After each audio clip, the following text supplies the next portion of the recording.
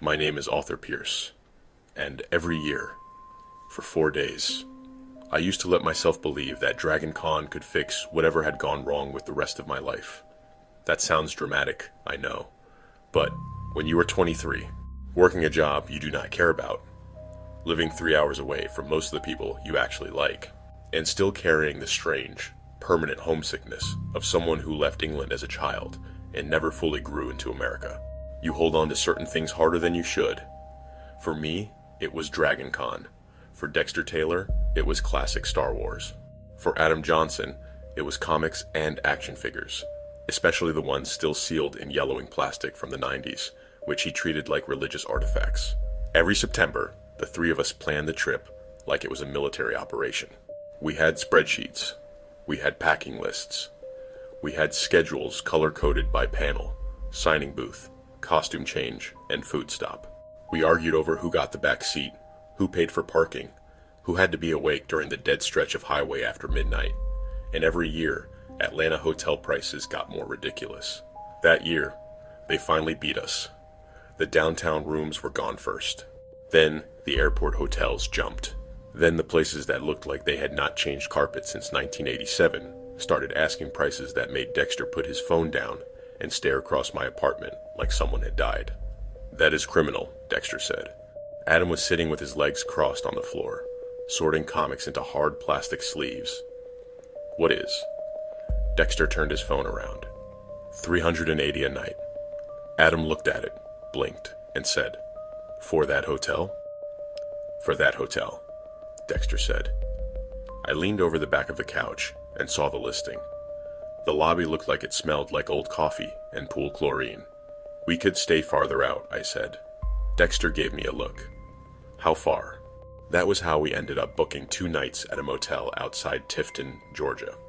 It was not exactly 3 hours from Atlanta, if traffic was kind, but it was close enough to pretend it made sense. More importantly, it was cheap, available, and on the route from Jacksonville. Dexter had a 1998 Honda Accord with paint fading off the roof, a passenger window that occasionally needed encouragement to roll back up, and an engine that made a hollow rattling sound whenever he pushed it past 75. "She's reliable," Dexter said, every time one of us looked worried. "She's old enough to rent her own car," Adam replied. "We left Jacksonville just after sunset on Thursday." The Accord was packed so tight that Adam had to hold 2 action figures in his lap for the first hour because he refused to put them in the trunk. He had a limited edition Spawn figure, a signed Batman trade he wanted re-signed by a different artist, 3 boxed Star Wars collectibles that technically belonged to Dexter but had been entrusted to Adam because Adam had collector hands, and a small stack of comics he kept checking. Our costumes were in garment bags across the back seat. Dexter had built a painstakingly accurate Luke Skywalker Bespin outfit, complete with weathered boots he had spent a month distressing in his driveway. Adam had a custom Green Lantern jacket. He had ordered it from a guy online who apparently only communicated at 2 in the morning. I had gone simple, partly because I was broke, and partly because I had learned that conventions involved more sweating than dignity. I had put together a worn, practical version of John Constantine, tan coat, loosened tie, white shirt, the kind of costume that let me smoke outside without breaking character, even though I had quit 2 years earlier. The mood in the car was stupidly perfect.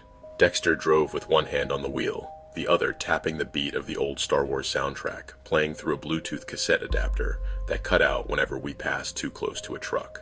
Adam kept reading aloud from the Dragon Con app, announcing panels as if he were revealing classified intelligence. "Saturday, 11:30, comic book preservation and restoration," Adam said. Dexter groaned. "Absolutely not. You say that now," Adam said. "But when your original Kenner packaging starts warping in 10 years, you'll come crawling back." I was in the passenger seat, barefoot, one knee against the glove box, watching the highway lines disappear beneath the headlights. The farther we got from Jacksonville, the more the road seemed to flatten into darkness. Pine trees crowded the interstate. Gas stations appeared like lit islands and vanished behind us. We were so excited that none of us paid enough attention to anything else. Not the speed, not the gas, not the car that stayed behind us for 40 minutes after Valdosta. I noticed it once, a dark pickup with one headlight dimmer than the other. It sat 2 car lengths back in the right lane, never passing, never falling away. "Dex," I said. How fast are you going? Dexter glanced down. 84. Speed limit 70, I said. He eased off the gas, but not before blue lights filled the rear windshield. The sudden silence in that car was almost funny. Dexter pulled onto the shoulder. Gravel popped under the tires. Adam gathered the collectibles against his chest, like the police might confiscate them for being too nerdy. The deputy came up on Dexter's side with a flashlight angled down. He was a broad man in a tan uniform, face unreadable beneath the brim of his hat. Evening, the deputy said. You boys headed somewhere? Atlanta, sir, Dexter said, and his voice cracked on the word sir.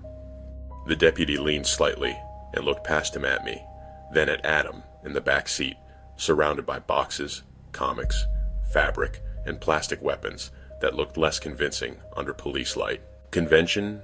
The deputy asked. Yes, sir, Adam said from the back. Dragon Con. The deputy stared at him for a moment. You know you were doing 86? Dexter swallowed. No, sir, I'm sorry. We got distracted. That's how people get dead, the deputy said. No one answered. He took Dexter's license and registration back to the cruiser. While we waited, I watched the pickup with the uneven headlights pass slowly in the left lane. I turned my head as it went by. The driver's window was too dark to see through, but for 1 second I could feel someone looking into the car. Then it was gone. The ticket put a hole in the mood, but not enough of one. That was the first mistake. We treated it like a funny story before it had even cooled. By the time we reached Tifton, it was after midnight. The motel sat off an access road behind a Waffle House, half hidden by a row of sick-looking shrubs and a sign that buzzed in sections. The word vacancy glowed red, but only the V, A, C, A, and Y were fully lit. The rest flickered in tired pulses. As if the sign itself was trying to warn us not to stay, the office smelled like old carpet, cigarette smoke trapped in the walls, and lemon cleaner that had lost the fight years earlier. The man behind the counter did not ask for names at first. He stared at us, then at our bags, then through the glass front door at the Accord. You boys going up to Atlanta? He asked. Dragon Con, Dexter said. The man gave a dry little laugh. Figured. Adam smiled politely. Busy weekend? Always is when that thing comes around, the man said. I watched his hand as he slid the key cards across the counter. His fingernails were yellowed and cut too short. Behind him, a small television played a local news segment with the volume muted. On screen, a reporter stood in front of what looked like a gas station, police tape behind her. The man caught me looking. Room 118, he said. Park out front where you can see your car. That sounded like advice. We did park out front. That was the part that made it worse later. Room 118 had 2 beds. One lamp that leaned to the left, a deadbolt that did not sit flush, and a bathroom light that hummed louder than the air conditioner. The carpet was dark enough to hide every sin committed on it. Adam checked under the mattress as a joke, then stopped laughing when he found a plastic fork and a child's sock. We sleep in shifts, Dexter said. You are not sleeping in shifts, I said. No, he might be right, Adam said, standing near the window. We've got expensive stuff in the car. Then bring it in, I said. Adam looked at the garment bags, the duffels, the plastic tubs, the stack of collectibles, the comics, and the overstuffed trunk visible through the window. It's one night, Dexter said. That sentence has followed me for years. It is one of those things people say when they are trying to make laziness sound like reason. It's one night. It's just down the road. We'll be fine. No one is watching. We brought in the costumes because we did not want them wrinkled. We brought in our phones, chargers, wallets, and the overnight bag with toothbrushes, deodorant, and the clothes we planned to wear in the morning. Everything else stayed in the Accord. I remember looking out through the gap in the curtain before I went to bed. The parking lot was mostly empty. A work van sat near the ice machine. A white sedan was backed into a space near the far stairwell. Beyond that, the access road ran parallel to the interstate, where trucks hissed past in the dark. For a moment, I thought I saw the pickup again. One dim headlight. Then the bathroom light flickered behind me, and when I looked back outside, the far end of the lot was empty. I slept badly. Sometime in the night, I woke to a noise I could not place. Not a crash, not an alarm. More like metal settling, followed by a soft thud.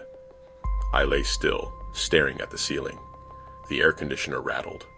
Dexter snored softly in the other bed. Adam was on the floor between us, wrapped in a blanket, one arm across his face. I almost got up. That is the part I hate telling. I almost got up, but I didn't. I told myself it was a truck outside. I told myself it was someone shutting a door. I told myself I was paranoid because of the ticket, the motel, the man at the counter, the pickup. I had not mentioned because I did not want the others to think I was being dramatic. So I rolled over. When morning came, sunlight leaked around the curtains in thin yellow strips.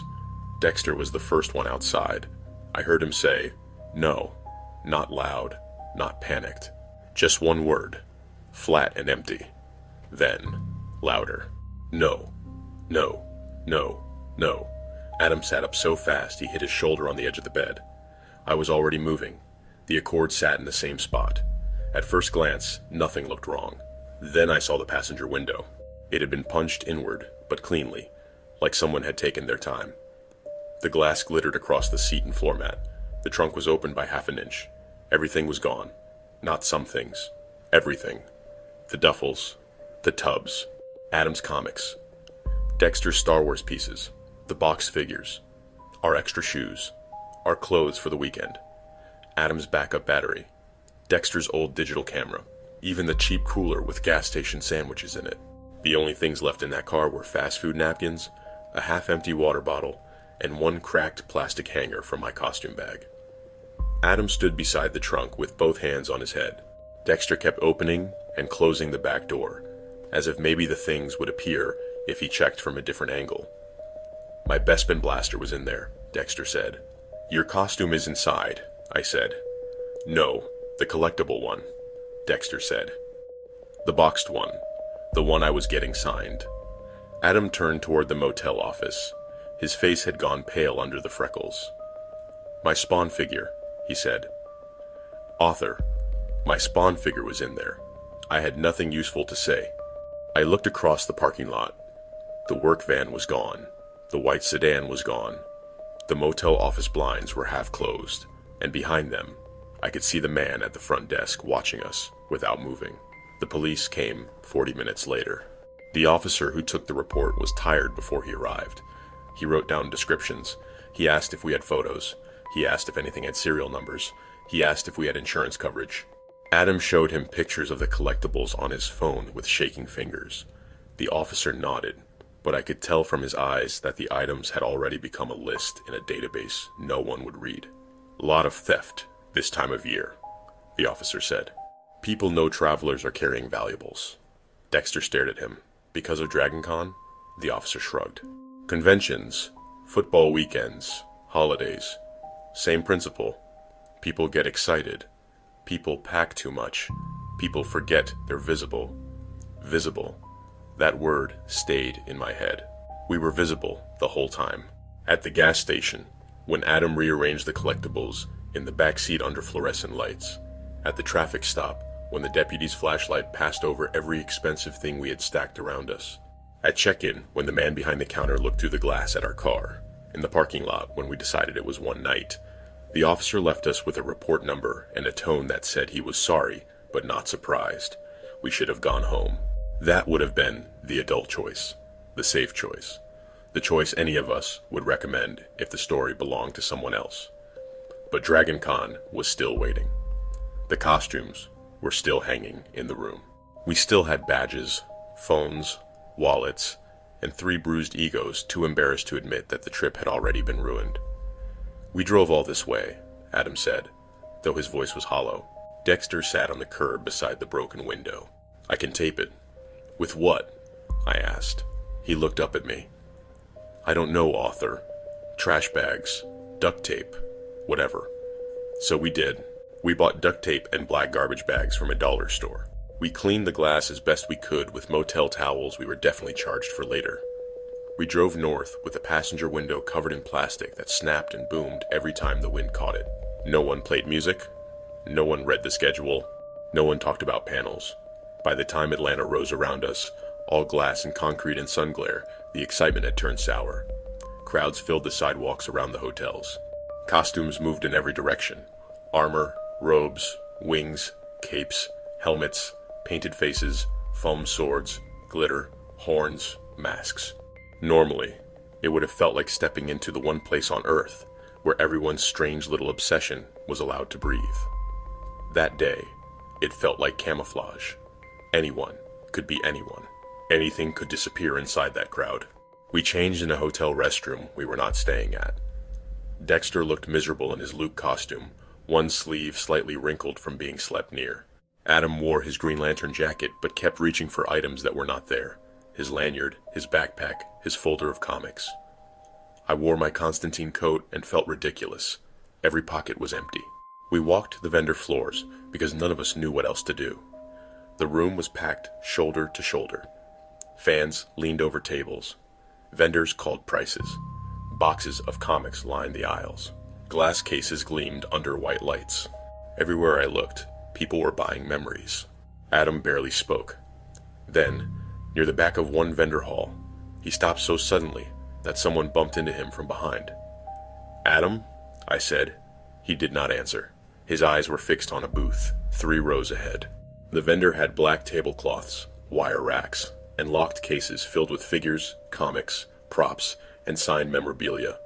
A handwritten sign read, "Rare finds, cash preferred." At first, I did not understand what Adam was seeing. Then I saw the Spawn figure. Same box, same bent lower corner, same faded price sticker half peeled from the back. Adam had shown us that sticker a dozen times because he thought it proved the figure had once sat in a comic shop in Daytona. Beside it sat Dexter's boxed Star Wars blaster. Behind that, in a protective sleeve under the glass, was Adam's Batman trade. The room seemed to tilt. Dexter whispered, "That's mine." Adam stepped forward, but I grabbed his arm. "Wait," I said. "For what?" Adam said, and his voice came out sharp enough that people nearby glanced over. The vendor behind the table was a narrow man in a black polo. He had a trimmed beard, mirrored sunglasses pushed onto his head, and a badge turned backward so the name could not be read. He was speaking to a customer, smiling with all his teeth. Dexter took out his phone. His hands shook so badly that he almost dropped it, but he found the photos. The collectibles in his room, the collectibles in Adam's lap, the collectibles in the back of the Accord the night before, visible beneath the dome light. "We need security," I said. Adam stared at the booth. "He's selling our stuff." "I know," I said. "That's why we need security." But Dexter had already moved. He walked straight to the booth and pointed at the blaster under the glass. "That's mine," Dexter said. The vendor's smile faded by half an inch. "Excuse me?" Dexter held up his phone. "That's mine. It was stolen out of my car last night in Tifton." People nearby slowed down. The vendor glanced at the phone, then at Dexter's costume, then at Adam and me. "Sorry," the vendor said. "I buy collections. You'll have to take that up with whoever sold it." "You bought it this morning?" Adam said. The vendor looked at him. "I didn't say that. That Spawn figure is mine," Adam said. "That comic is mine." The vendor's face changed then, only for a second. The polite annoyance slipped, and something harder looked out. Not guilt exactly. Recognition. Like he knew us. Like he had been expecting the conversation and was irritated it had come so soon. "You need to move along," the vendor said. Dexter leaned closer. "Not without my stuff." The vendor lowered his voice. "You boys should have kept driving." I heard it clearly. So did Adam. So did Dexter. For a moment, the vendor hall noise dimmed around us. The crowds kept moving, but they felt farther away, like we were behind glass. I looked at his badge again. It was still turned backward, but clipped beneath it was another badge. A Dragon Con badge with a name printed in bold black letters. Authur Pierce. My name. My full name. My badge had never left my neck. I looked down at my own lanyard, then back at the badge, clipped under his. The vendor smiled again. This time, there were no teeth. I stepped back. Security arrived, because a woman in a Sailor Moon costume had seen enough and flagged someone down. 2 convention security staff came first, then an Atlanta police officer assigned to the event. We showed photos. Adam showed the old sticker. Dexter showed pictures from his collection shelf at home. I showed my badge, then pointed at the duplicate clipped under the vendor's table lanyard. By then, the vendor was calm again. He claimed he had purchased the items from a man outside the loading dock that morning. He claimed he had found the extra badge on the floor. He claimed he had no idea who we were. The officer asked him to step away from the booth. That was when he ran. Not far. There are too many people at Dragon Con to run cleanly, and costumes are not built for pursuit.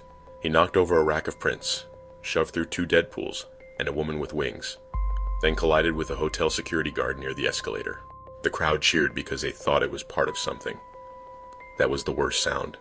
People laughed. People filmed. People clapped. And I stood there in my costume, watching a man get pinned to the carpet beside a tipped-over display of anime keychains, while my own name hung from a badge hidden under his. The police recovered some of the items. Not all. The Spawn figure was there. The Batman trade was there. Dexter's blaster was there. Most of the comics were missing. Our clothes were gone. The tubs were gone. Adam's other figures were gone. The officer told us the vendor would be questioned. The theft report would be connected, and we might need to speak to investigators later. He also told us something else. The man's real vendor application had been denied months earlier. The booth was registered under a different name. The payment information was stolen, and the badge with my name on it was not a copy. It was real. Issued that morning. Someone had gone to registration, claimed to be me, and picked it up using enough information to satisfy the volunteer at the desk. Name, email, address, maybe a photo of my ID. The officer asked if my wallet had been stolen. I said no. Then I remembered the traffic stop. My license had been out. My registration had been out. The collectibles had been visible. The pickup had passed slowly. The motel clerk had copied Dexter's ID for the room. The car had sat in front of room 118 all night. Everything we thought was separate suddenly felt connected. Not like bad luck, like a process. After that, Dragon Con was over for us. Not officially. The panels kept running. The crowds kept laughing. Music thumped from hotel lobbies. Elevators opened to reveal superheroes and monsters, and people carrying drinks in plastic cups. Atlanta shimmered in the late afternoon heat like nothing had happened. But for us, something had cracked. Dexter kept checking behind him.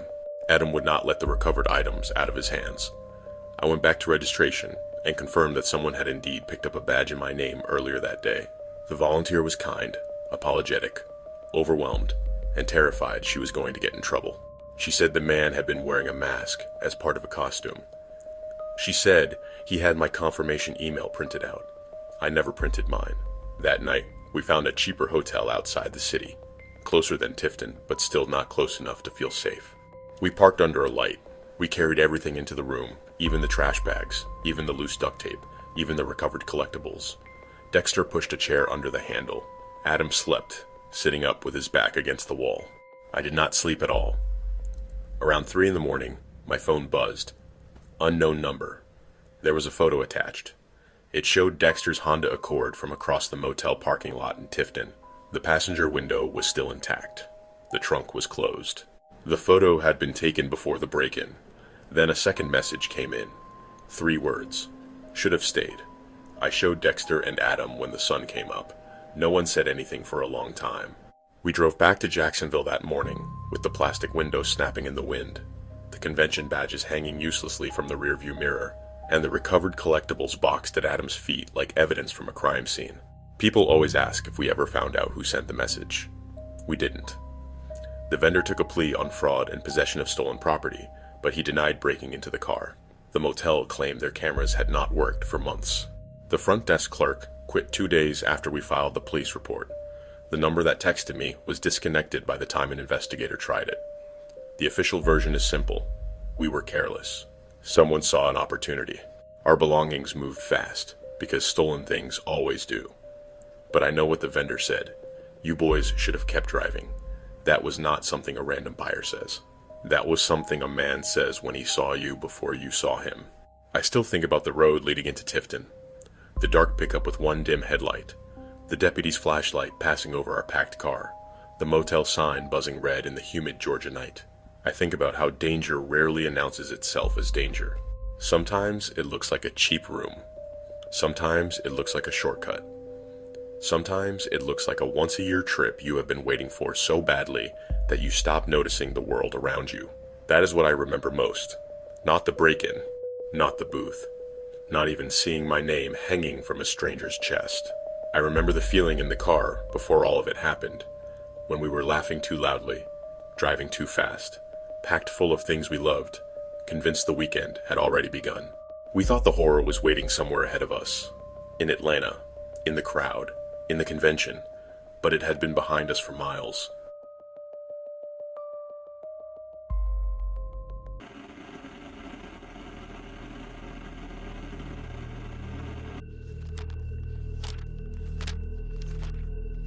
My name is Jason Lawrence, and I grew up in Lawrence, Kansas, with a last name that made people smile whenever I told them where I was from. Jason Lawrence, from Lawrence. It sounded fake, like something a tired writer would put in a script, and then forget to change. For most of my life, I hated it. Kids used to repeat it back to me in school with that sing-song cruelty children learn before they understand what they are doing. Teachers remembered me before they remembered anyone else. Cashiers paused when they checked my ID. But when I was 13, sitting on the floor of Mark Collins's basement, watching Supernatural with a half-empty bowl of popcorn between us and rain ticking against the small window over his father's workbench, I felt proud of it for the first time, because in that show, Lawrence meant something. It was where the story began. Mark was 2 years older than me, but we had grown up close enough that the age difference never mattered. His house was 4 blocks from mine, and when we were kids, those 4 blocks felt like our entire world. We rode bikes past cracked sidewalks and old trees, cut through alleys we were told to avoid, and spent summers doing paper routes before sunrise with plastic bags tied around the handlebars. Mark saved every dollar he made. Paper routes, mowing lawns, cleaning gutters, helping Mrs. Renner carry groceries, scraping paint off Mr. Hobbs' back fence in July heat so thick it felt like breathing through wet cloth. Anything anyone needed done, Mark would do it, and he would tuck the money into a coffee can in his closet. He told everyone it was for a car, not just any car, a black 1967 Chevy Impala. He called it baby before he owned it. That was the thing about Mark. He did not love things halfway. If he was in, he was all the way in. By 15, he could quote Dean Winchester like scripture. By 17, he wore an old leather jacket, even in weather that did not justify it. By 20, strangers had started pointing out the resemblance, without meaning to. He had the same strong jaw, the same short-styled hair, the same green-eyed confidence, the same half-smirk that made him look like he knew the punchline before anyone else. He leaned into it at first because it was fun, then because people liked him for it, then because maybe, somewhere deep down, he liked being someone braver than he felt. I understood that more than I admitted. I was tall before I knew what to do with my body. Long arms, long legs, brown hair that grew too fast. I was quieter than Mark, more careful, more likely to think through consequences until the moment passed. People started saying I looked like Sam Winchester around the same time they started saying Mark looked like Dean. You two know what you're doing, right? A waitress asked us once, when we were 19, placing 2 plates of burgers in front of us at a diner outside Topeka. Mark grinned. Saving people, hunting things. The waitress laughed. I did too, because back then, it was harmless. Everything is harmless when it is pretend. The day Mark's father found the Impala, Mark called me 11 times before I woke up. I still remember standing in his driveway that afternoon, staring at the car like it had been dragged out of a grave. The paint was faded to a tired charcoal. One rear quarter panel was dented. The seats were split. The engine turned over with a coughing sound that made his dad wince. But Mark walked around it slowly, one hand hovering near the hood like he was afraid to touch it too soon. She's rough, his father said. Mark looked at me, eyes bright. She's perfect, he said. It took him years to make her look right. He worked on that car in every season. I watched him sand primer under a portable light in the garage during winter.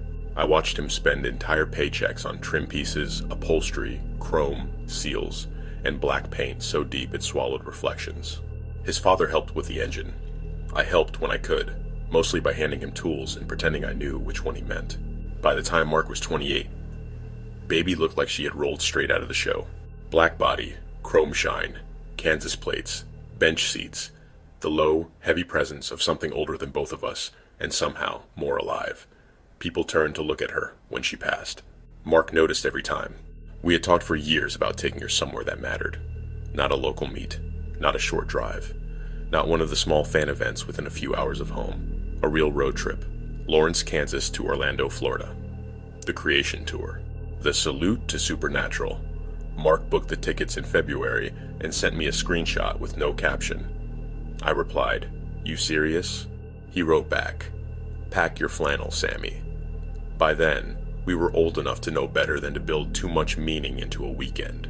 I was 28, working as an assistant manager at a hardware store, living alone in an apartment that smelled faintly of sawdust no matter how often I cleaned. Mark was 30, doing restoration work and odd mechanical jobs out of a shop near North Lawrence. We were adults on paper, but the closer the trip got, the more it felt like being 13 again. We packed like idiots, not carelessly, not unprepared, just emotionally. Mark loaded baby with cassette tapes, road snacks, emergency tools, a cooler, 2 garment bags, and a duffel with enough black t-shirts to survive a power outage. His Dean cosplay was unnervingly accurate. Dark jeans, boots, red flannel, leather jacket. A prop amulet he had ordered online and aged by hand because the cheap shine bothered him. I had a Sam outfit that was less costume than clothing. Layers, plaid, jacket, boots. Longer hair brushed back in a way I never wore it normally. When I put it on, I looked enough like Sam Winchester that I felt embarrassed, standing in my own bathroom mirror. The morning we left Lawrence, Mark pulled into my apartment lot before sunrise. Baby's engine rumbled low enough to vibrate through the windows. I stepped outside with my bag over one shoulder, and for a second, the world felt unreal. The streetlights were still on, the air smelled like wet grass and old pavement. Mark sat behind the wheel, with one arm across the bench seat, grinning like a man who had waited 20 years for that exact moment. "Get in," Mark said. I opened the passenger door. "Morning, Dean," I said.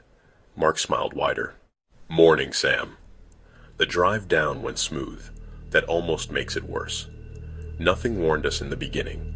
No bad weather, no strange noise from the engine, no argument, no feeling in my stomach. Baby ate the miles like she had been built for that road and no other. Kansas opened into Missouri, then Illinois, then Kentucky, then Tennessee. Each state passing in gas receipts, fast food wrappers, motel coffee, and songs Mark insisted were required road trip canon. He played classic rock because of course he did. I complained because that was my role. By the second day, somewhere south of Atlanta, the air changed. The light got warmer. The highways widened. Palmettos began appearing near gas stations. By the time we crossed into Florida, Mark had his window down and his left hand resting on the door, fingers tapping the metal. "We did it," he said. "We're not there yet," I said. "We're close enough." That was the kind of sentence people say right before things begin to turn. We stopped at a gas station off the interstate, a few hours north of Orlando. It was late afternoon, the sun low, and bright enough to turn the windshield gold. The place had 6 pumps, a flickering sign for boiled peanuts, and a car wash that looked permanently closed. A few semis idled near the back. Heat shimmered above the pavement. Mark pulled baby up to a pump, and every head turned. That was normal by then. A black 1967 Impala does not arrive quietly. Inside, the gas station smelled like coffee, hot plastic, fried food, and floor cleaner. Mark went to pay at the counter while I grabbed water and a bag of trail mix I did not want. The girl behind the counter looked maybe 25, with dark hair pulled into a ponytail and silver rings on 3 fingers. She saw Mark and froze mid-scan. Then she smiled. "Oh my God," she said. "You have got to be kidding me." Mark leaned against the counter like he had rehearsed it. "What?" "You know what," she said. I walked up beside him and placed my water down. Her eyes shifted to me, then back to Mark. "No way," she said. "You two going to the con?" "Yes, ma'am," Mark said. She laughed. "Do not ma'am me in that jacket." Mark pretended to look offended. "This jacket has been through a lot." "I bet it has," she said, still smiling. "You look more like Dean than half the professional cosplayers I've seen come through here today." He glanced at me. Hear that, Sammy? I rolled my eyes. Please don't encourage him. The girl looked at me again. And you actually look like Sam. That's insane. It's mostly the hair, I said. It's not mostly the hair, she said. Mark paid for the gas. She wrote something on the receipt before handing it back. Her phone number, I assumed, because Mark's smile changed in that immediate, stupid way men get when they are proud of themselves. Drive safe, she said. We always do, Mark replied, but as we turned toward the door, she called after us. Hey. We looked back. Her smile had faded a little. She nodded toward the far corner of the store, near a rotating rack of sunglasses. There was a guy in here earlier dressed like Azazel, she said. Yellow eyes, black coat, the whole thing. He asked if I had seen the Impala yet. Mark's grin came back. That's dedication. I guess, she said, but she did not sound amused. What did he look like? I asked. She shrugged, uncomfortable now. Tall, older, maybe 40s. Too serious, like not fun serious. He had this notebook with him. Mark laughed lightly. We'll keep an eye out. The girl looked through the glass at baby sitting under the pump canopy. People get weird about this stuff, she said. We know, Mark said. We did not know. Not really. We knew awkward fans. We knew people who quoted too much, stood too close, smelled like convention floor and energy drinks, or argued about canon with the urgency of national policy. We knew the harmless version of weird. We did not know what happened when someone stopped pretending. Orlando hit us with humidity, traffic, and billboards. By the time we reached the convention hotel, the whole area felt charged. Fans spilled across sidewalks in costumes from every season of the show.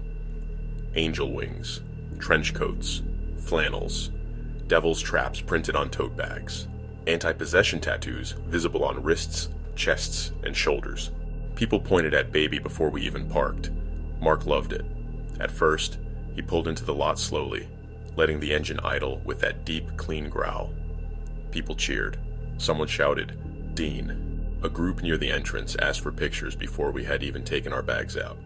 Mark played along, leaning against the driver's side with his arms crossed.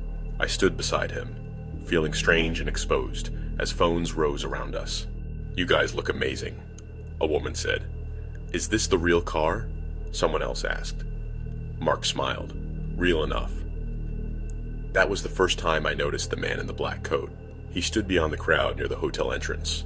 Not close, but not far.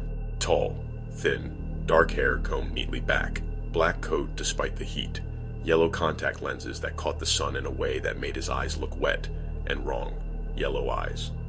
I knew immediately. Anyone who had watched the show would have. At first, I thought it was a strong cosplay. Too strong, maybe, but conventions were full of people who took details seriously. He held a small black notebook in one hand. He did not cheer. He did not take pictures. He just watched. I looked away first. Inside, the convention swallowed us. There is a specific kind of noise that only fan conventions make. It is not just talking. It is hundreds of private obsessions colliding in public. Laughter, footsteps, rolling luggage, camera shutters, vendors calling prices, volunteers giving directions, distant music from someone's phone, the elevator dinging again and again, hotel staff trying politely not to look overwhelmed. For a few hours, everything was good. Better than good. It was exactly what we had imagined. People asked for photos. Someone told Mark his Impala had made their whole weekend. A woman dressed as Rowena complimented my Sam costume and told me my hair was disturbingly correct. Mark found a vendor selling replica license plates and spent 20 minutes debating whether buying one was ridiculous, when baby already had Kansas plates. I bought a coffee I did not need, just to hold something. At a panel line, someone shouted, "Winchesters." Mark turned automatically. So did I. People laughed. I smiled, but something about it sat wrong in me. The more it happened, the less it felt like a compliment. Dean, Sam, "Hey Winchesters, where's Cass? You boys hunting anything tonight?" At first, Mark answered, every time. By late afternoon, he had stopped. I think he felt it too, that slow shift from fun to performance. We had come dressed as characters, but strangers were reacting to us as if we owed them something. A pose, a line, a smirk, a moment. Proof that their memory of the show could still be made physical. Then Yellow Eyes appeared again. We saw him near a vendor selling antique-looking knives and fake hex bags. He stood with his notebook open, writing something. When I noticed him, he lifted his eyes. He smiled. Not wide, not theatrical, just enough to let me know he had seen me see him. "Mark," I said. Mark was examining a replica Colt under glass. "Yeah?" "Yellow Eyes." Mark looked past me. The man closed the notebook and walked away into the crowd. Mark's expression tightened, then loosened on purpose. "It's a convention," he said. "I know. People dress up. I know. So don't get weird." I'm not getting weird, but I was. I could feel it beginning under my ribs. A quiet pressure, the kind you get when your body understands something your mind is still trying to excuse. That evening, after the main panel, we went back out to check on Baby. The parking lot was darker than I expected. Half the lights worked. The hotel rose behind us, bright and loud, but the rows of cars stretched into shadow. Baby was still where we left her, black paint reflecting the broken orange glow above. Mark relaxed when he saw her, then stopped. A symbol had been drawn on the driver's window in yellow dust. Not paint, not marker, dust or powder, smeared in deliberate lines. A devil's trap. Mark stared at it for a long moment. "Someone's messing around," he said. I looked across the lot. Nothing moved except palm leaves shifting in the humid wind. "That is not funny," I said. "No," Mark replied. "It's not." He wiped it off with his sleeve, but the yellow powder clung to the leather in streaks. Back inside, we reported it to hotel security. The man at the desk listened with the tired patience of someone who had already handled 3 missing badges, 2 noise complaints, and a drunk man dressed as an angel trying to sleep in the lobby. "We'll keep an eye on it," he said. "Can you check cameras?" I asked. "We can look," he said, which meant no. Mark was quiet on the elevator ride up. Our room was on the 8th floor. 2 beds, 1 window, carpet with a pattern that seemed designed to hide stains, and a framed picture of a beach no one had ever visited. We had barely set our things down when something slid under the door. A folded piece of paper. We both stared at it. Neither of us moved at first. Then Mark crossed the room and picked it up. "Don't," I said. He unfolded it anyway. The paper had 2 words written in black ink. "Not them."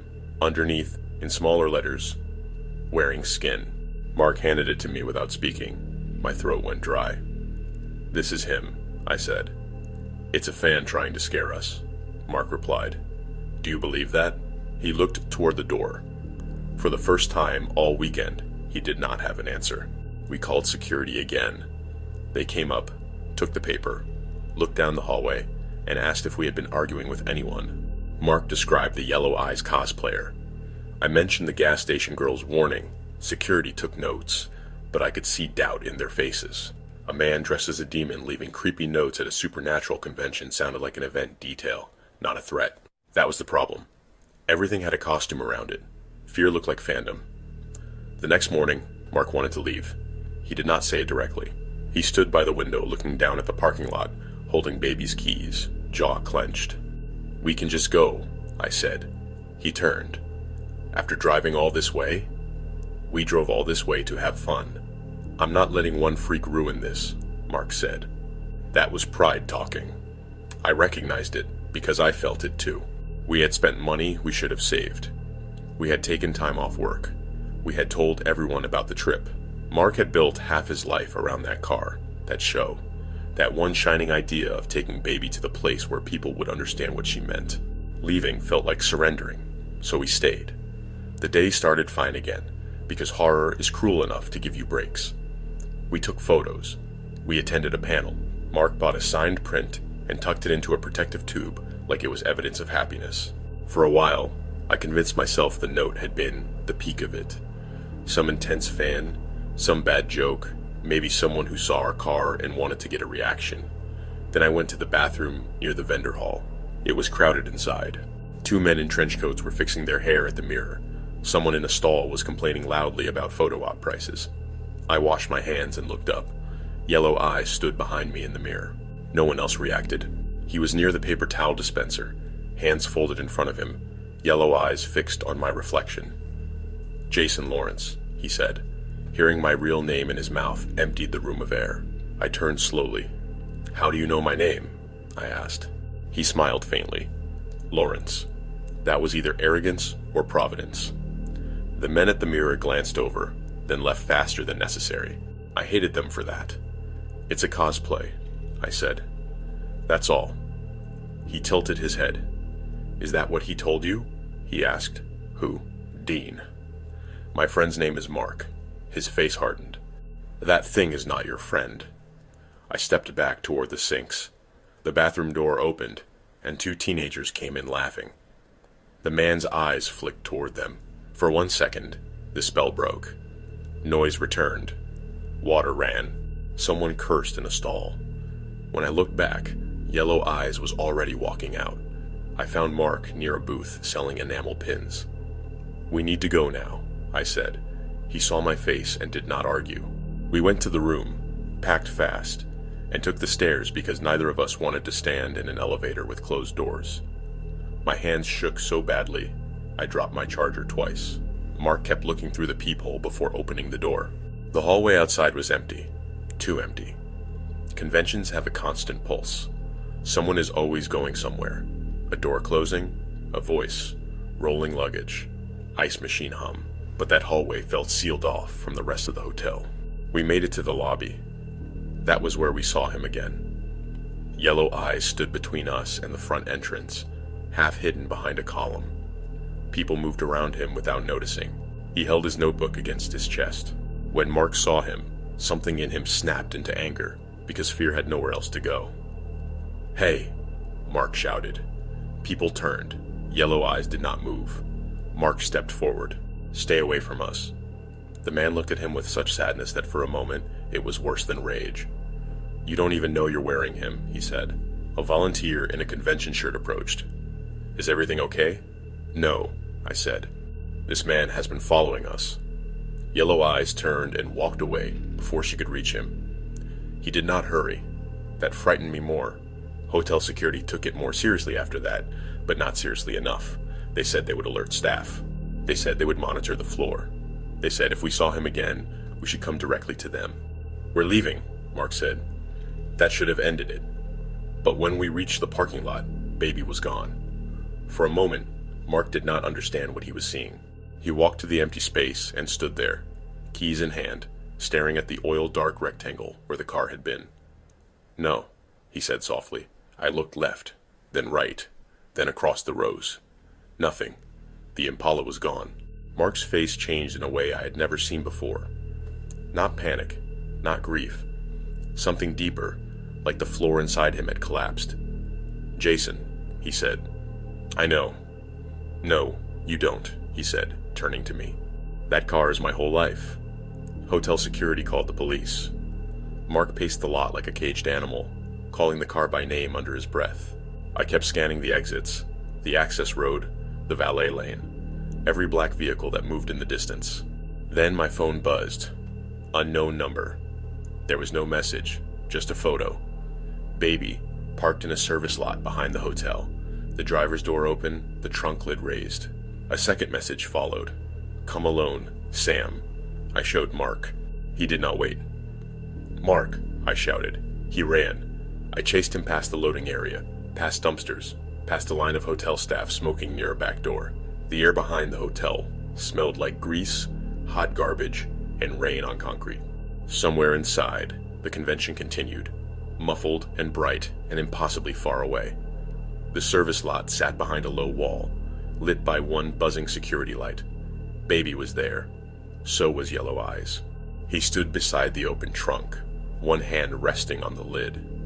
In the other, he held a knife that was not a prop. I knew that immediately from the way it caught the light. Real metal has a different honesty to it. Mark slowed. "Get away from my car," he said. Yellow Eyes looked at him with those yellow eyes. "You always did care more about the car," he said. Mark's hands curled into fists. "My name is Mark Collins." "No," Yellow Eyes said. "It isn't." I heard movement behind us. Before I could turn, someone hit me hard across the back of the head. The world flashed white. I went down on one knee, then both. My palms struck pavement. The taste of blood filled my mouth. I rolled enough to see a second man standing near the wall, younger than Yellow Eyes, wearing a hotel maintenance shirt and a blank expression. Not a fan, not a cosplayer, a helper. That was when I understood this was not a breakdown happening in public. It was planned. Mark lunged toward me, but Yellow Eyes moved fast. The knife came up and pressed against Mark's side, stopping him cold. "Dean always comes when Sam is bleeding," Yellow Eyes said. Mark froze. "Let him go," Mark said. The older man's eyes shone yellow under the security light. Up close, they looked less like contacts and more like sickness. The edges were red from irritation. He had worn them too long. "You ruined the story," Yellow Eyes whispered. All of them did. Conventions, photos, smiling, selling it back to people. They made it safe. His voice trembled. It was never supposed to be safe. The younger man grabbed my jacket and hauled me backward. My head rang. I tried to stand, but my legs stuttered under me. Mark looked at Baby, then at me, then at the knife. There are moments when you can see someone make a decision before they move. Mark's hand tightened around his keys. He pressed the remote. Baby's horn erupted. Not a chirp. Mark had installed an old air horn years earlier, as a joke, after someone told him Dean would approve. It blasted through the service lot like a truck collision, loud enough to make the younger man flinch and release me. Mark slammed his elbow into Yellow Eye's face. The knife cut him anyway. I saw Mark's shirt darken near the ribs as he staggered back. I got up because there was no other choice. The younger man grabbed for me again, and I swung the metal flashlight Mark kept in Baby's door pocket. I do not remember pulling it out. I only remember the impact against his shoulder, the shock of it running up my arm, his scream. Yellow Eyes recovered faster than he should have. He came at Mark with the knife raised. Mark backed toward the open driver's door, one hand pressed to his side. He looked terrified. He looked nothing like Dean Winchester then. He looked like my best friend, bleeding in a service lot because a stranger had loved a fiction so hard he had carved a doorway through his own mind. "Mark!" I shouted. Mark dropped into the driver's seat and kicked the door open wider as Yellow Eyes reached him. The door caught the man in the knee. He stumbled. Mark twisted the key. Baby roared to life. Yellow Eyes grabbed the door frame. For one awful second, his face was inches from Mark's. "You boys were chosen," he hissed. Mark looked at him, breathing hard. "No," Mark said. "We were dressed up."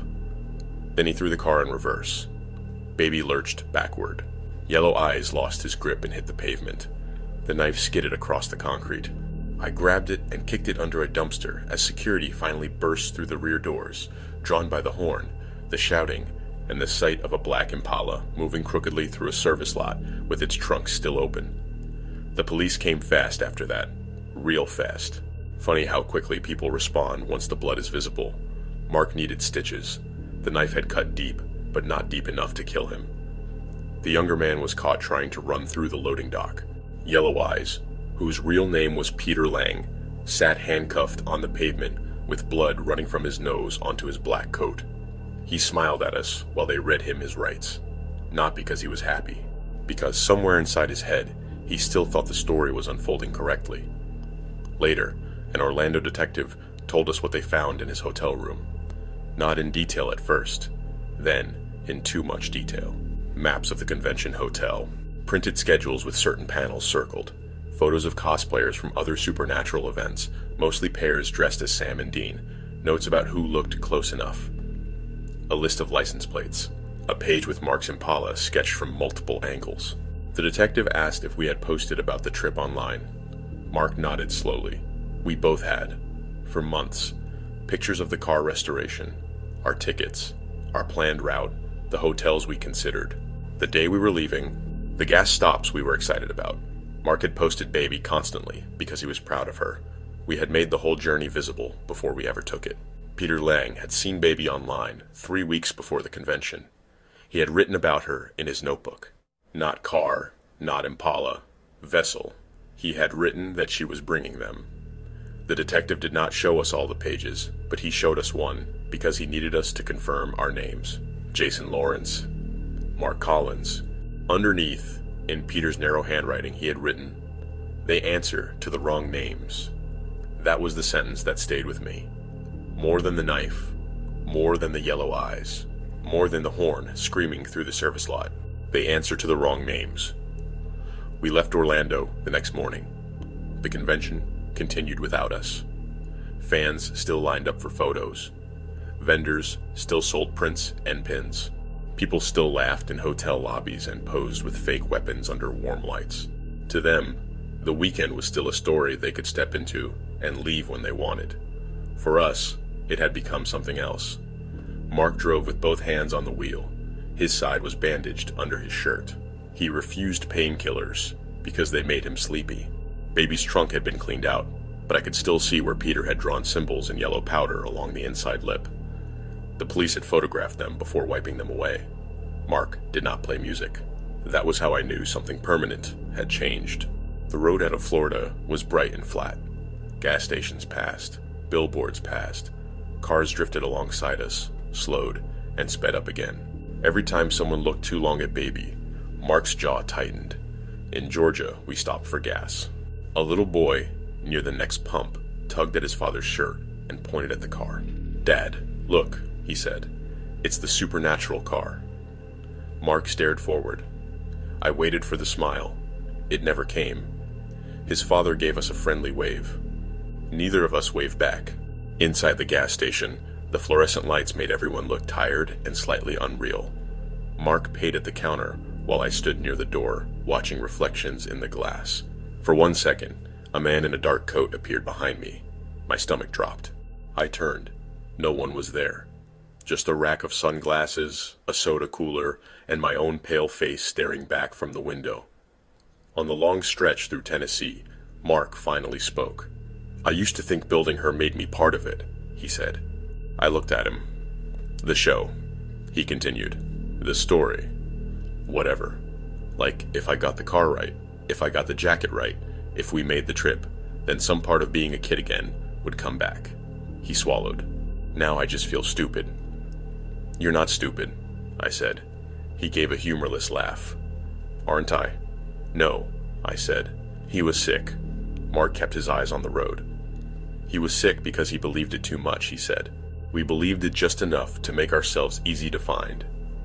I did not have an answer for that, because he was right. We had posted the car, posted the route, posted the costumes, posted the hotel, posted our names beside our faces, and treated the whole thing like harmless excitement. We thought being seen meant being celebrated. We forgot that being seen also meant being tracked. When we got back to Lawrence, Mark parked Baby in his garage and did not drive her for almost 2 months. People still asked about the trip. At first, we said it was complicated. Then we said there was an incident. Then we stopped talking about it unless we had to. Peter Lang was charged with stalking, assault, auto theft, and a list of other things that sounded both serious and inadequate. His lawyer argued mental illness. The detective told us he had attended at least 7 supernatural-related conventions under different names. He had been removed from 2, banned from 1, reported by several fans who said he made them uncomfortable but never technically threatened them. That is how people like him survive in public spaces. They learn the line. They stand just behind it until they don't. Months later, Mark sold the replica license plate he had bought at the convention. He boxed the amulet. The leather jacket stayed in his closet. He kept Baby, of course. He could never sell her. But he changed the plates, removed certain decals, stopped posting pictures. The car looked the same to most people, but not to us. I still ride in her sometimes, less often than before. When I do, I watch the mirrors. I watch gas station windows. I watch anyone who smiles before they speak. Because the thing I learned in Orlando is that make-believe does not always stay where you put it. Most people can step into a story, take a picture, laugh, and go home. They can wear the jacket and still remember their name. They can draw a devil's trap on paper and understand it is only ink. But some people need the story to be real. They need it so badly that they start looking for proof. A car, a face, a name, a pair of friends from Lawrence, Kansas, stupid enough to look the part and excited enough to tell the world where they would be. That is what still scares me. Not that Peter Lang thought we were Sam and Dean Winchester. It is that, for a little while, everyone else did too. They called out those names in the parking lot. They asked for photos. They pointed at Baby like she had driven out of their television and into the heat of Orlando. And every time we smiled, every time we answered, every time we played along, we helped him believe it. We thought we were honoring something we loved. He thought we were confirming something he needed. There is a difference between pretending and believing. It is a thin difference. At conventions, that difference wears a badge, smiles for photos, and blends into the crowd.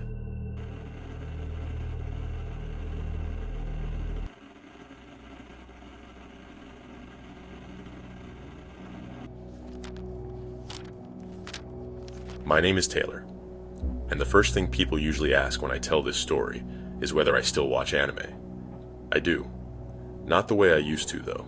There was a time when anime conventions felt like the safest places in the world to me.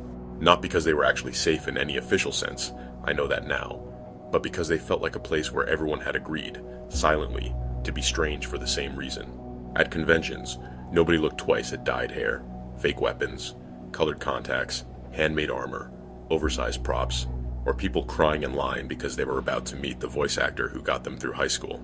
You could wear someone else's face for a weekend and somehow feel more like yourself. That was what Anime Expo meant to me. I was 26 the year Chris and I went to Los Angeles.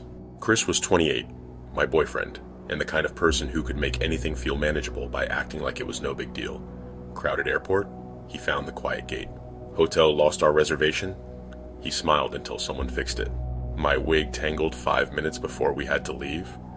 He sat on the edge of the bed with a comb, working through the strands like he had been trained for emergencies. He was not as intense about anime as I was, but he loved that I loved it. That was one of the reasons I loved him. We had been together almost 4 years, long enough for him to know that when I said I was fine, I usually needed food, water, or 30 minutes away from noise. Long enough for me to know that when he joked too much, he was nervous. Long enough for our friends to start asking when we were going to get married, in that careful tone people use when they think they are being subtle. Anime Expo was supposed to be our big trip before life became more serious. That was how I thought of it anyway. One last bright, loud, reckless weekend before rent went up again. Before Chris applied for a management position he did not really want. Before I finally decided whether to go back to school or keep pretending my office job was temporary. We chose our cosplays in January.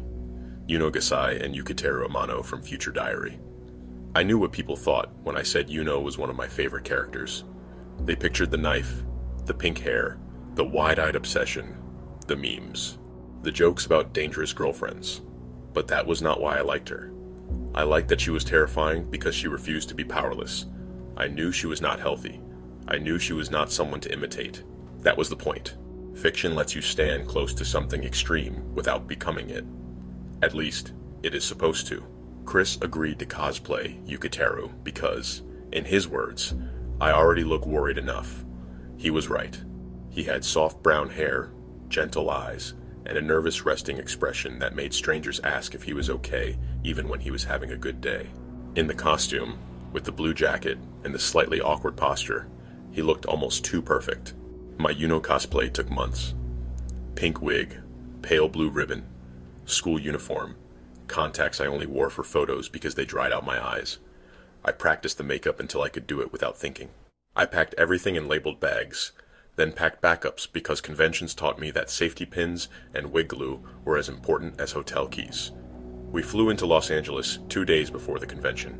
The city felt unreal from the moment we landed. Heat rose off the pavement outside LAX.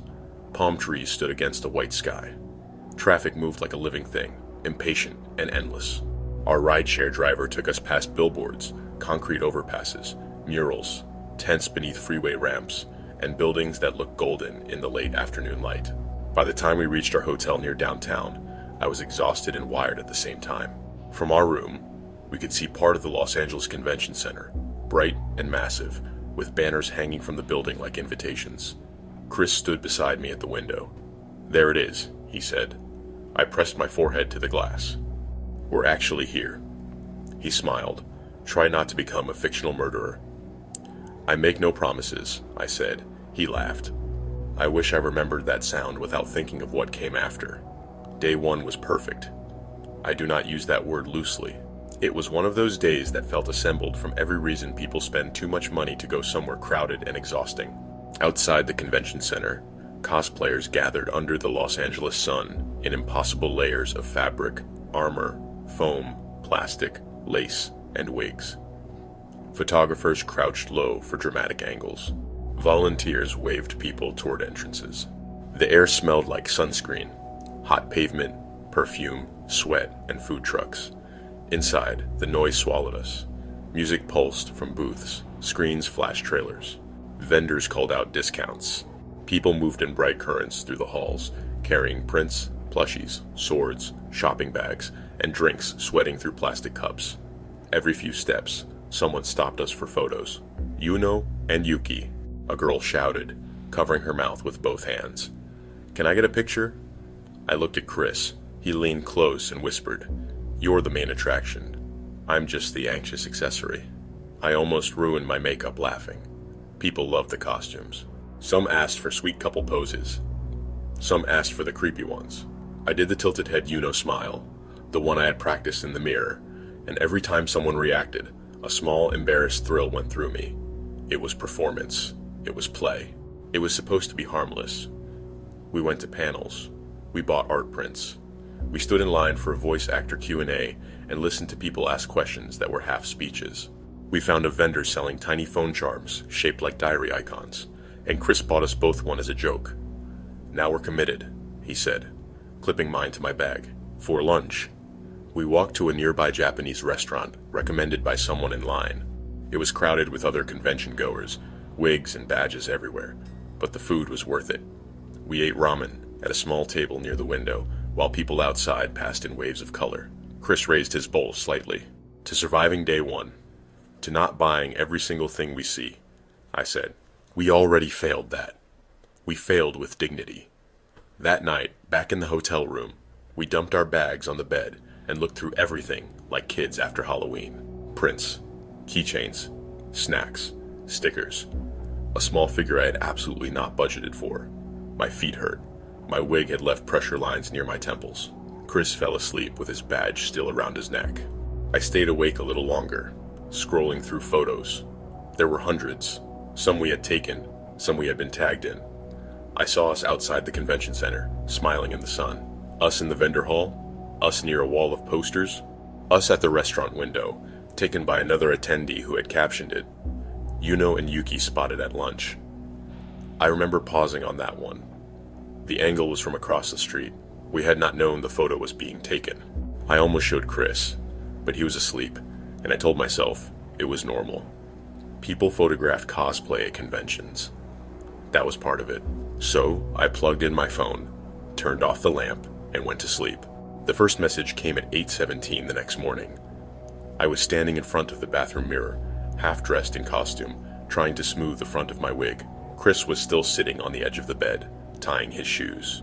Los Angeles light pressed around the curtains. The room smelled like hairspray, hotel soap, and the coffee Chris had made in the little machine by the television. My phone buzzed on the counter. I glanced down, expecting a badge reminder or a group chat notification. Unknown number. The message was written like a diary entry. 8:17 a.m. Taylor checks the mirror and notices the stain on her sleeve. She decides not to tell Chris. I stared at it. For a second, I did not understand what I was reading. Then, I looked at my sleeve. Near the cuff of my costume top, there was a tiny red smear of makeup. I must have brushed it with my finger after doing my lips. I had not noticed it until that moment. "Chris," I said. He looked up. "What?" I showed him the message. He read it, frowned, then smiled, because that was his first defense against anything strange.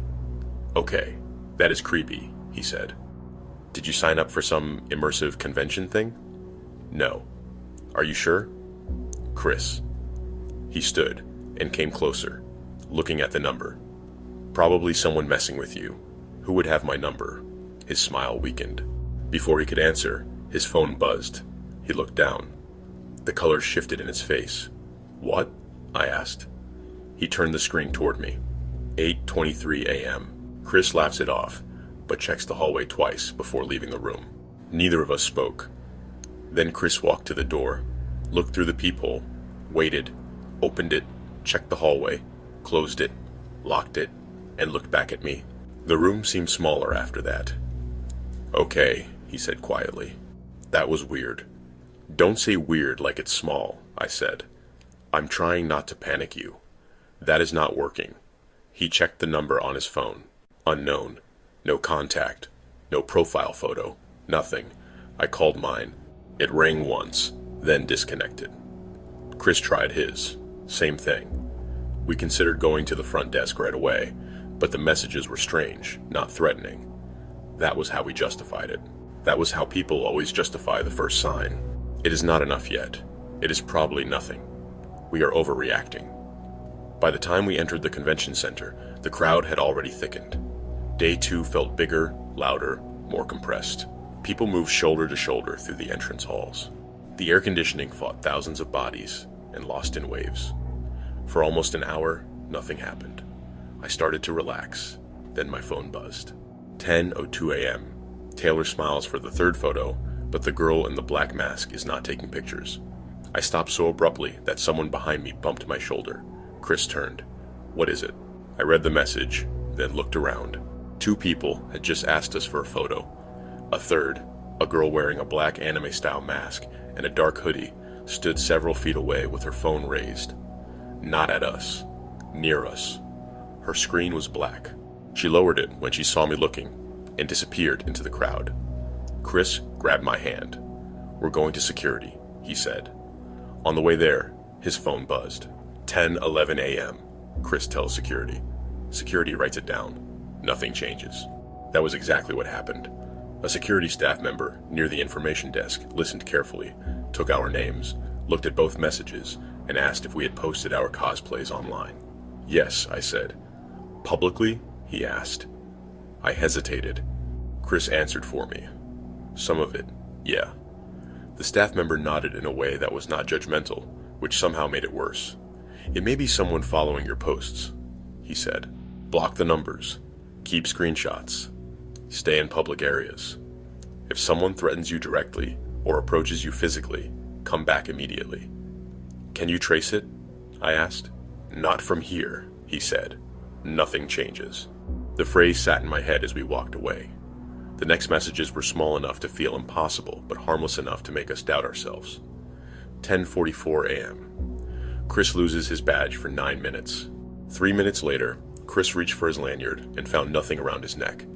We searched the floor, his bag, my bag, the nearby booth. He found it 9 minutes later, tucked between 2 art books in a vendor bin, where he swore he had not been standing. 11:26 a.m. Tayler spills tea near the food court. At 11:25, I told Chris I was not buying tea just to prove a point. At 11:26, a man backing away from a photo bumped my elbow, and the tea I had bought because I was thirsty splashed across the floor. Chris stared at the mess. "I hate this," he said. "So do I." By noon, the messages had stopped feeling like predictions. They felt like pressure. The phone would buzz, and my body would react before my mind understood the words. My hands became cold. My mouth dried out. I started scanning every face, every raised phone, every person who looked too long at my wig or Chris's costume. A convention crowd is the worst place in the world to feel watched. Everyone is watching everyone. That is the whole point. At 12:41, my phone buzzed again. 12:41 p.m. Tayler and Chris missed the left hallway. That mistake saves them. We were standing near a hallway split. Left led toward a panel room. Right led back toward the main vendor floor. Chris read it over my shoulder. "What does that mean?" he asked. "I don't know." We looked left. At the far end of the hallway, beside an exit door, stood the girl in the black mask. Only I was no longer sure it was a girl. The hoodie was oversized. The mask covered everything. The person stood too still while the convention moved around them, head angled toward us. Then the exit door opened behind them. A man stepped through wearing a maintenance shirt and carrying a folded caution sign. He looked ordinary, except for the way he did not glance at anyone else, only us. Chris pulled me right. We did not discuss it. We went straight into the vendor hall, letting the crowd take us. That was when I understood the trap. The messages were not just telling us what would happen. They were teaching us obedience. When we listened, we avoided something. When we ignored them, something happened. At 2:05, Chris's phone buzzed. 2:05 p.m. Chris follows the wrong and leaves Tayler alone. He showed me immediately. Not happening, he said. We linked arms like children crossing a street. Then, near a booth selling plushies, someone screamed. A girl in a cosplay ran past us, crying, pink wig crooked, makeup smeared. For 1 second, Chris turned his head instinctively. Just 1 second. Someone shoved between us with a stack of poster tubes. Our arms separated. Chris, I said. He was 3 feet away, then 5, then the crowd closed. I pushed forward, but a wave of people moved across the aisle, reacting to the scream. I saw Chris's blue jacket ahead, turning left. Chris, I shouted. He did not hear me. My phone buzzed. 2:11 p.m. Tayler ignores the next message. A stranger bleeds because of it. The next message came before I could breathe. 2:12 p.m. Stand still. I did not. I ran after Chris. Someone crashed into a display behind me. I heard metal collapse, then glass shatter, then a cry of pain sharp enough to cut through the crowd noise. When I looked back, a vendor was on the floor, holding his arm, blood running between his fingers where broken display glass had sliced him open. Stand still. A stranger bleeds because of it. I know how that sounds. I know accidents happen at conventions every day. Crowds surge, displays fall, people trip, glass breaks. But the message came first. That is what makes your mind betray you. It takes coincidence and turns it into guilt. I found Chris near a service corridor, pale and furious. I thought she was you, he said. What? The other Someone grabbed my sleeve and said you went this way. He looked past me. Tayler, they're separating us. His phone buzzed. So did mine. For the first time, the messages arrived together. Mine said, 3:30 p.m. One of them reaches the parking structure. One of them does not. Chris's said, 3:30 p.m. Yuki chooses wrong. I wanted to throw my phone into the nearest trash can. Instead, I gripped it harder. We leave now, Chris said. Yes, I said. We went back to the hotel room. We did not change, because changing felt too slow. We grabbed our wallets and headed for the lobby. We would call a rideshare from there. We would go somewhere public and bright. Police station, airport, anywhere that was not part of the convention's geography. But the lobby fire alarm went off before we reached the elevators. Red lights flashed. A recorded voice instructed everyone to proceed calmly to the nearest exit. People poured from rooms into the hallway, some half-dressed in costume, some laughing, some annoyed, some filming. Chris looked at me. My phone buzzed. 3:02 p.m. The fire alarm moves them where they need to be. No, I said. The stairwell door opened behind us. The black mask stood on the landing below. People flowed past, blocking the view. Then, the masked figure was gone. We were carried down with everyone else. Outside, downtown Los Angeles burned white under the afternoon sun. Crowds gathered along the sidewalk near the hotel and convention center. Staff tried to direct people away from entrances. Sirens wailed somewhere nearby. The air smelled like exhaust and hot concrete. Chris kept one hand locked around mine. His phone buzzed. He looked at it and stopped. What? I asked. He did not show me at first. Chris. He turned the screen. 3:17 p.m. Tayler dies if Chris stays with her. My phone buzzed a second later. 3:17 p.m. Chris has already been taken. He was standing right in front of me, breathing, alive, holding my hand. For the first time, the messages contradicted each other. It should have relieved me. It did the opposite, because if the diary was wrong, then it was not a diary. It was a person who needed us separated badly enough to lie. Chris understood at the same moment I did. They're not predicting, he said. They're pushing. We moved toward the main street, but the crowd made it almost impossible. People were confused by the alarm. Rideshares were clogging the curb. Someone shouted that the convention center entrances were being rerouted. A staff member waved people toward a covered walkway that led toward the parking structures. My phone buzzed. 3:24 p.m. Tayler keeps Chris alive by following the crowd. Chris's phone buzzed. 3:24 p.m. Chris keeps Tayler alive by walking away. I looked at him. He looked at me. No, I said. He nodded. No, that was when I took off the wig.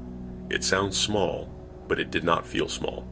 I reached up, pulled the pins loose, and stripped the pink hair from my head right there on the sidewalk. My real hair was flattened underneath, damp with sweat.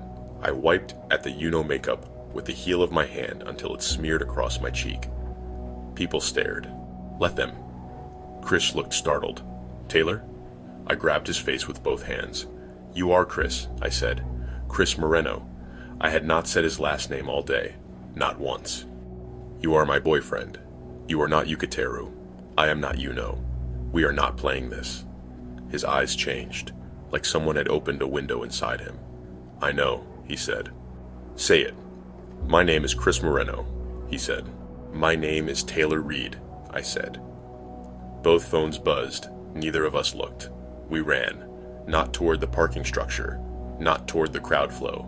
We ran into the street at the crosswalk with a group of ordinary people who had no badges, no costumes, no connection to the convention at all. Office workers, a man with groceries, a woman pushing a stroller.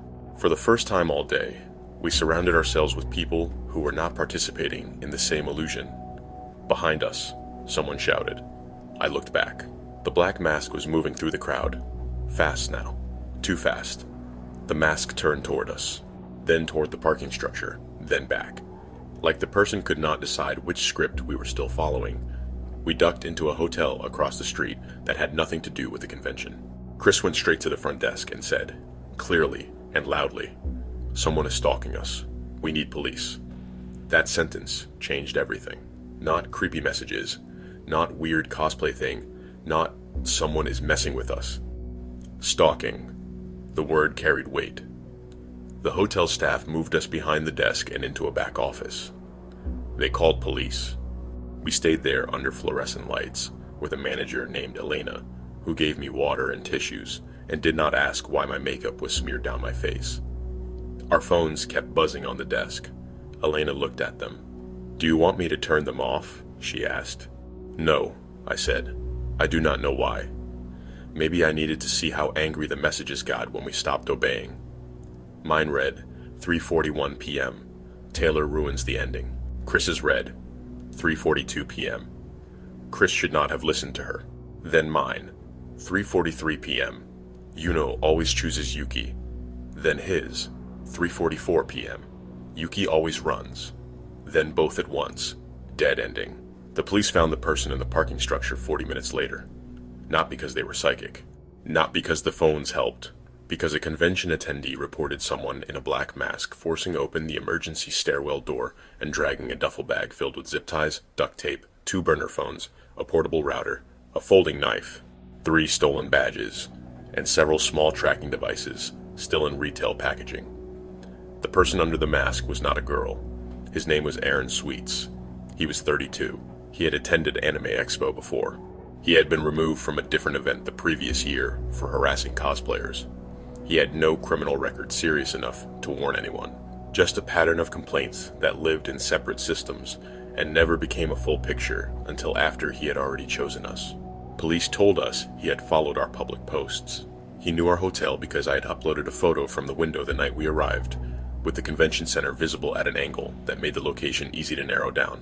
He knew our cosplay schedule because I had shared it in a story. He knew when we went to the restaurant because we had been tagged there. The messages were not magic, mostly. He had used spoofed numbers, location sharing tricks, glimpses of our lock screens, the convention app schedule, and trackers. One was inside the little future diary phone charm Chris had bought me on day 1. I remember staring at the charm in the evidence photo. Tiny, cute, pastel. Hanging from my bag the entire day while I thought I was being hunted by the future. But there were parts they could not explain cleanly. The message about the stain on my sleeve, the exact timing of Chris checking the hallway, the tea, The badge. The moments that could have been watched, yes, but not easily. The officer said stress makes patterns feel meaningful. I nodded because that was the kind of thing you nod at when you want to go home. Then they showed us Aaron's second phone. They wanted us to confirm that the photos were of us. There was a folder labeled Dead Ending. Inside were hundreds of images.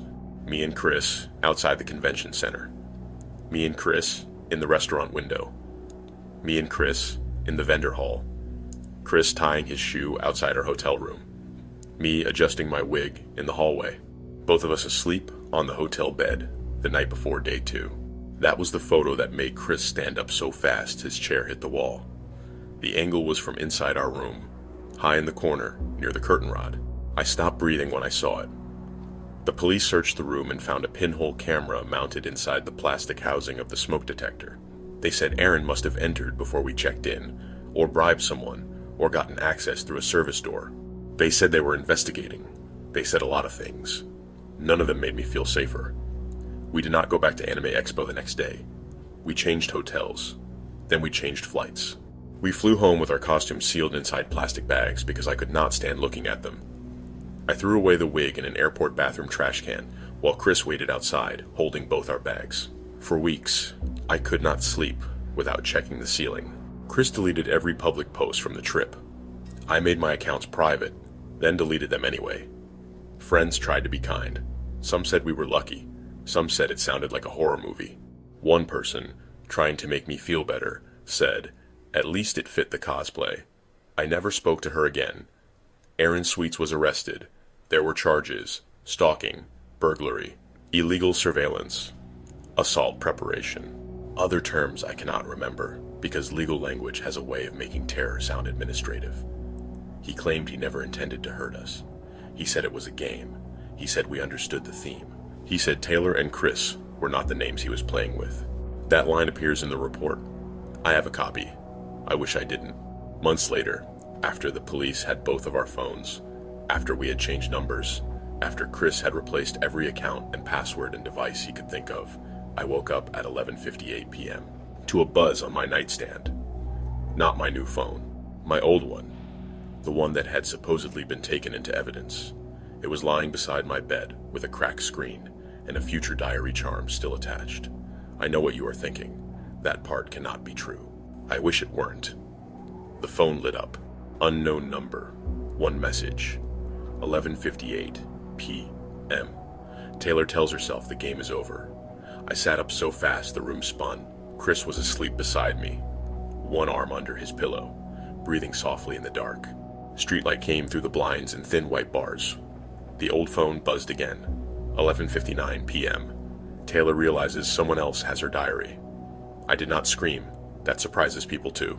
I just sat there, staring at the screen, feeling every part of myself go cold. Because the worst thing about being watched is not the moment you catch someone doing it.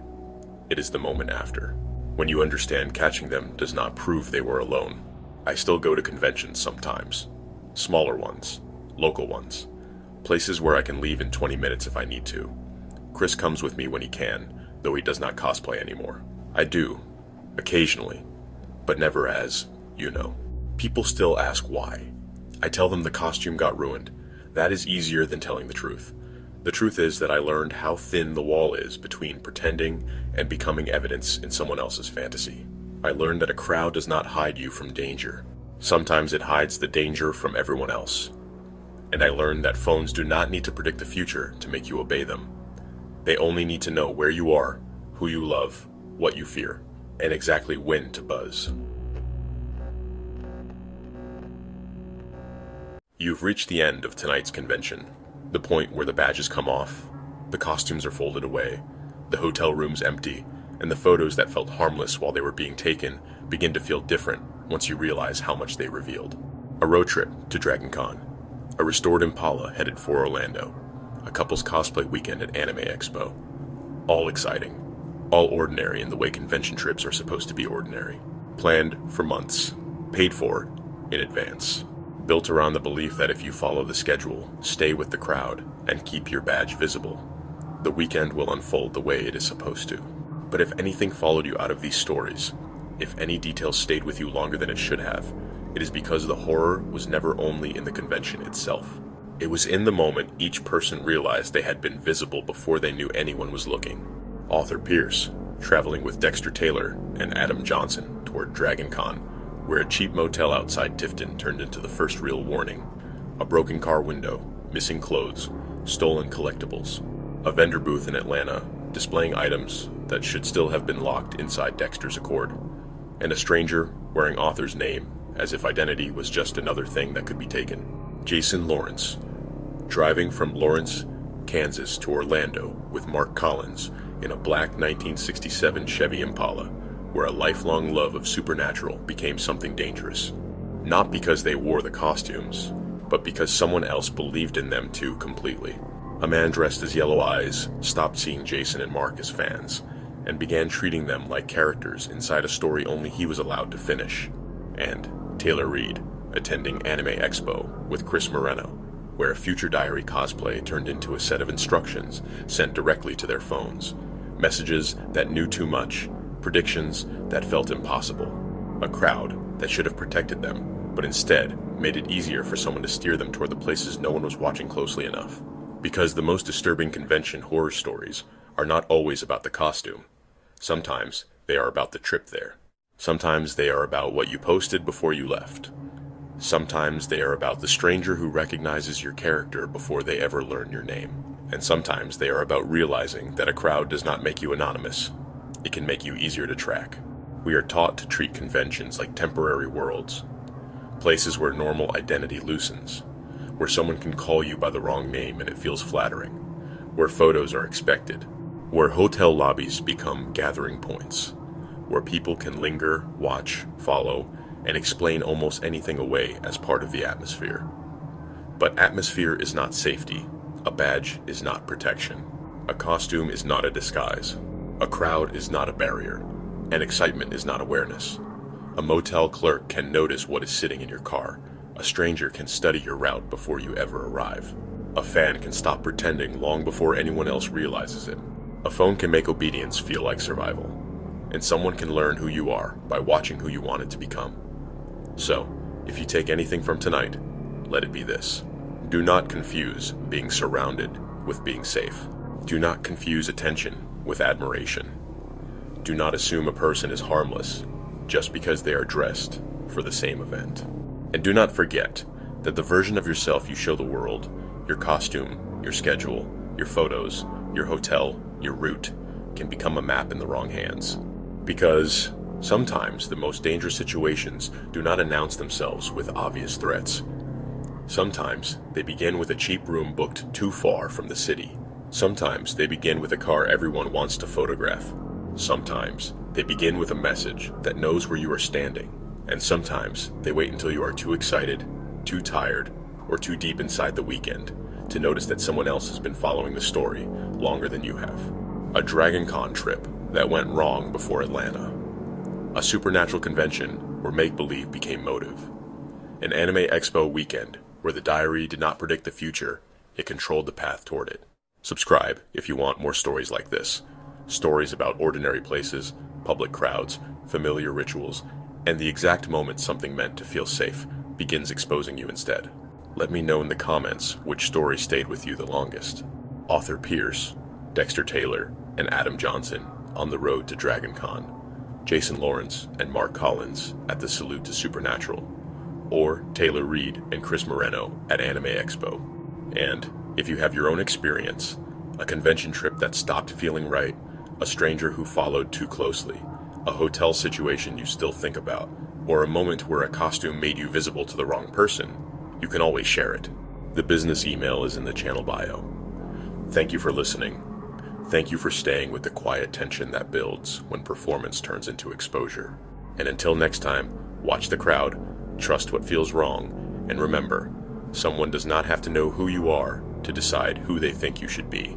And remember, the dark awaits.